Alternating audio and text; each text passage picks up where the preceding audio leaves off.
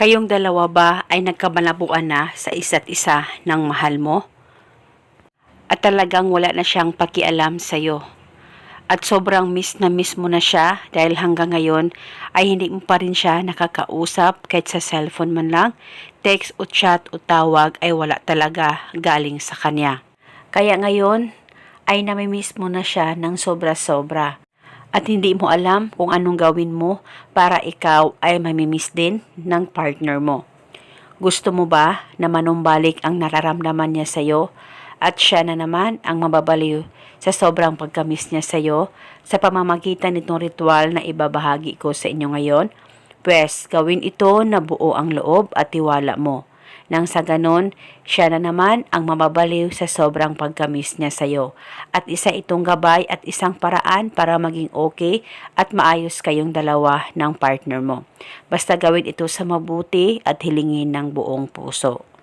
Ang gagawin mo lamang ay kumuha ka ng papel at panulat at isulat mo ito sa papel. Pangalan at apelido. Ikaw ay mababaliw sa sobrang pagkamiss mo sa akin. Isulat mo lamang ito ng 3 beses, pangalan at apelido at yung hiling. At pagkatapos mo na itong masulat, kumuha ka lamang ng kalahating kutsarang asin at kalahating kutsarang asukal.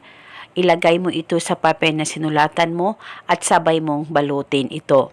At nang mabalot mo na ang asin at ang asukal sa papel na sinulatan mo, ay ilagay ito sa Ziploc o kahit na anong plastic na pwedeng paglagyan ay pwedeng gamitin. At bago mo ito dalhin o bago itago, hawakan saglit ang ritual. Hawakan ito sa 2 kamay mo, ilapit sa dibdib o sa baba mo. Mag-focus at mag-concentrate ka, pakaisipin mo siya ng mabuti at banggitin mo lamang ang nakasulat sa papel ng 3 beses. At pagkatapos ay pwede mo nang dalhin itong ritual kahit saan ka man magpunta. At kung ikaw ay nasa bahay lang, pwede ilagay sa bulsa mo o di kaya sa damitan mo. At itago ito hanggang kailan mo gusto.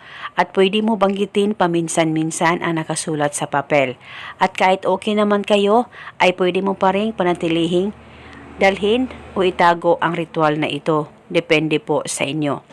At eto muna sa ngayon, maraming salamat po sa panunood. May God bless us all.